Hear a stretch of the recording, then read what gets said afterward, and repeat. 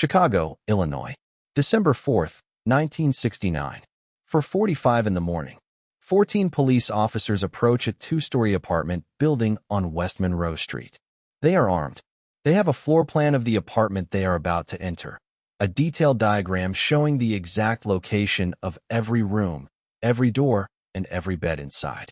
The floor plan was drawn by a man who has been living inside the apartment as a trusted member of the household. He is an FBI informant. At 4:45 a.m., the officers enter the apartment. In the next 14 seconds, approximately 99 shots are fired. When it is over, 2 people are dead. Fred Hampton is one of them. He is 21 years old. He is asleep in his bed when the first bullets reach him. He is shot twice in the head at close range. The Cook County State's attorney holds a press conference later that morning and tells the public that officers were ambushed, that they acted in self-defense against sustained fire from inside the apartment. An independent investigation will later establish that of the 99 shots fired that morning, 98 are fired by police. 1 shot is fired from inside the apartment. Fred Hampton never fires a single round. He never wakes up. This is the story of how the Federal Bureau of Investigation helped plan the killing of a 21-year-old man in his own home, and how it took decades, a civil lawsuit, and a $1.85 million government settlement for any version of accountability to arrive. To understand who Fred Hampton is and why the FBI considers him dangerous enough to destroy, you have to understand what he has built by the age of 21.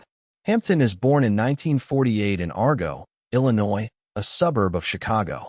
He is a gifted student and a natural leader from an early age. His high school classmates later describe him as someone who commanded attention simply by entering a room.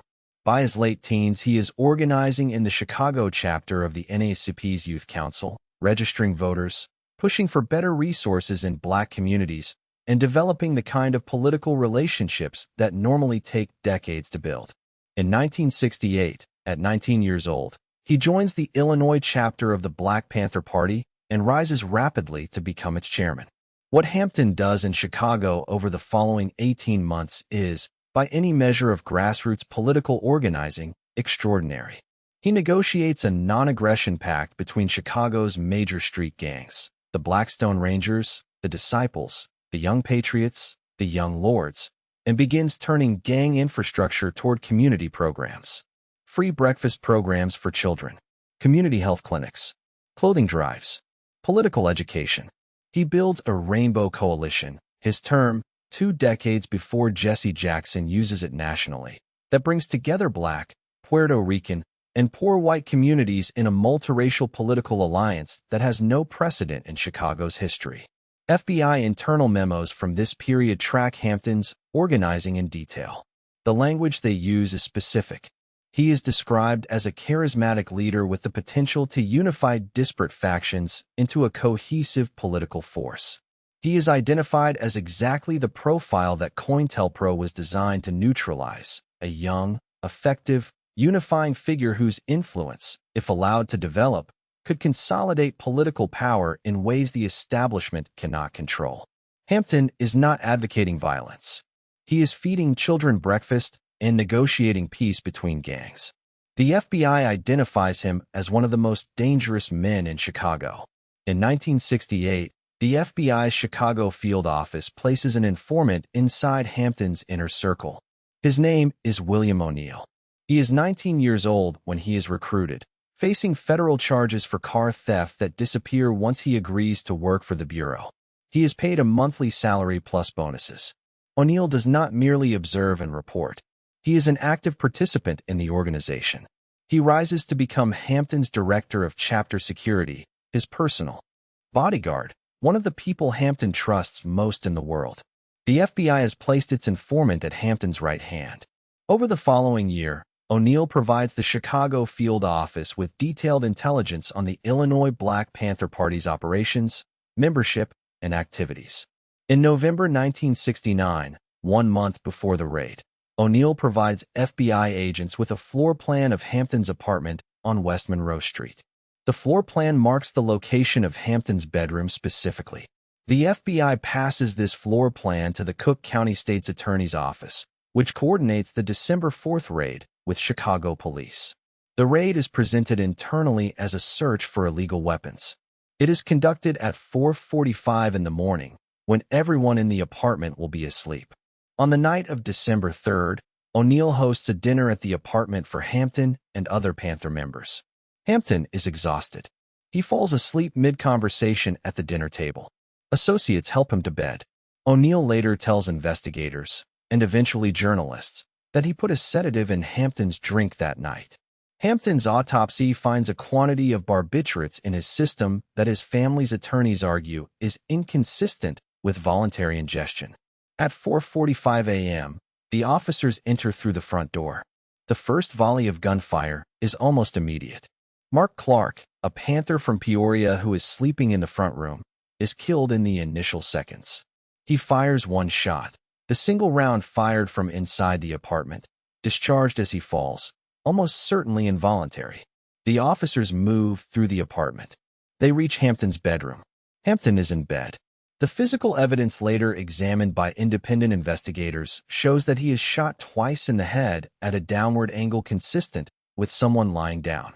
His fiancée, Deborah Johnson, 8 months pregnant with their son, is in the bed beside him. She later testifies that Hampton never moved, never spoke, and never regained consciousness during the raid. 2 officers are later reported to have asked, in the moments after the shooting, "Is he dead yet?" A third responds, "He's good and dead now." The Cook County State's Attorney holds his press conference that morning. He shows the media photographs of bullet holes in the apartment walls as evidence that officers were pinned down by Panther fire. Independent investigators later determined that most of the holes shown in the photographs are not bullet holes. They are nail holes. The cover-up begins to unravel within weeks. Survivors of the raid, including Deborah Johnson, give accounts that directly contradict the official version.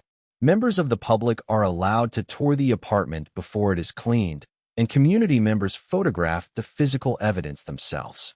The bullet trajectories, the pattern of damage, and the location of shell casings tell a story that is incompatible with the state's attorney's account of a sustained gun battle. A federal grand jury investigation in 1970 finds that the physical evidence does not support the official account.